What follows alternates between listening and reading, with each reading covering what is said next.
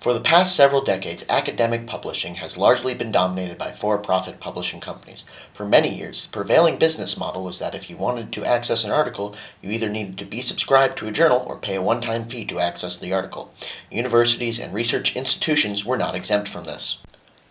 In April of 2012, the Faculty Advisory Council of Harvard University sent a memo out to all of the faculty members. This memo criticized certain publishers for creating an environment that is fiscally unsustainable and academically restrictive.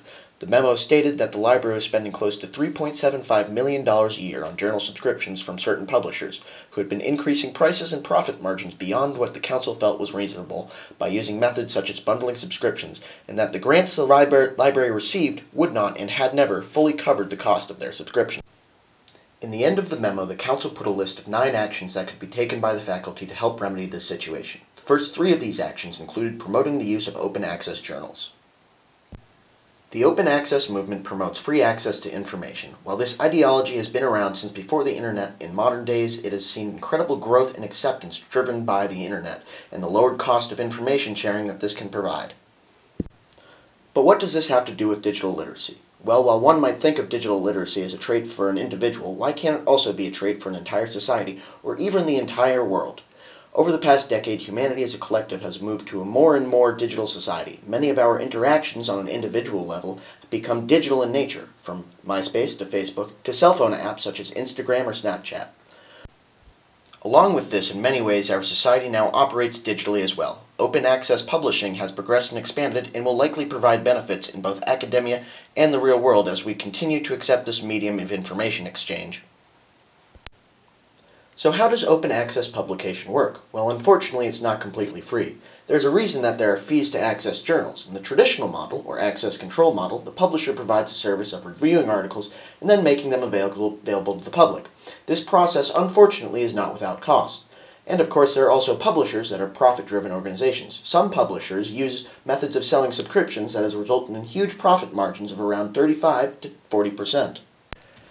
For open access to work at all, the cost needs to be removed from the end user. Unfortunately, the cost does not disappear. The papers must still be reviewed, somehow they must be made available on the internet for people to access, and many publishers still want to turn a profit.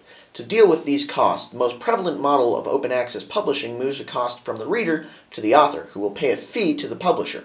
This fee can be in the thousands of dollars. So how did all of this come to be, and what is the state of open access today? The earliest forms of open access on the internet date back to the mid-90s, when small repositories were maintained by individuals. However, it wasn't until the turn of the century that it started to pick up momentum. This has been at least partially attributed to a series of press releases sponsored by important organizations that occurred in the years 2002 and 2003. One of these releases was the Berlin Declaration on Open Access to Knowledge in the Sciences and Humanities. This document was signed by 19 people representing research organizations throughout Germany and the rest of Europe, including the Fraunhofer Society, which is now the largest research organization in Europe, as well as the French National Center for Scientific Research and the French Institute of Health and Medical Research. In this document, the supporters laid out their goals and the definitions of open access contribution. Their goals were essentially to make information widely and readily available to society in a way that is sustainable, interactive, and transparent.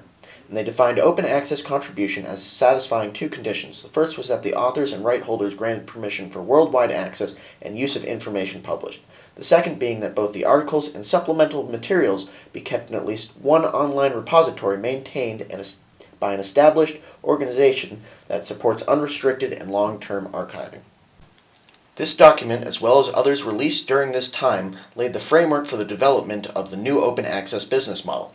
Since their release, there has been a fast explosion in both the number of open access articles and journals that offer this service. A 2013 study showed that not only has the number of articles increased, but also open access now holds a larger market share than it had in the past. In 2006, only a quarter of all articles published were published using an open access model. In 2010, the number had risen to over 50% of all articles. Which brings us to the modern state of open access. Earlier this year, the White House announced a plan to make almost all research funded by taxpayer dollars open access within 1 year after publication. Previously, this had applied only to biomedical research in the National Institute of Health funded research, a policy which greatly increased the number of open access articles produced by the National Institute of Health. This new policy from the White House has the potential to drastically change the way research is done by reducing costs for major research institutions. It is easy to see how open access could benefit organizations like universities where intensive research is done and people are educated. But what about the real world? A 2013 study done at the Stanford University Hospitals analyzed the research behavior of the health personnel working there. The study found that when healthcare personnel did research, they frequently accessed the primary literature, even if it required a subscription or fee. As more and more research is made to be open access, there will be real-world benefit through lowered cost to healthcare personnel and potentially to the patients when they are treated. The healthcare industry isn't the only industry that could benefit from free access to data. Every year there are thousands of new inventions or processes created by entrepreneurs.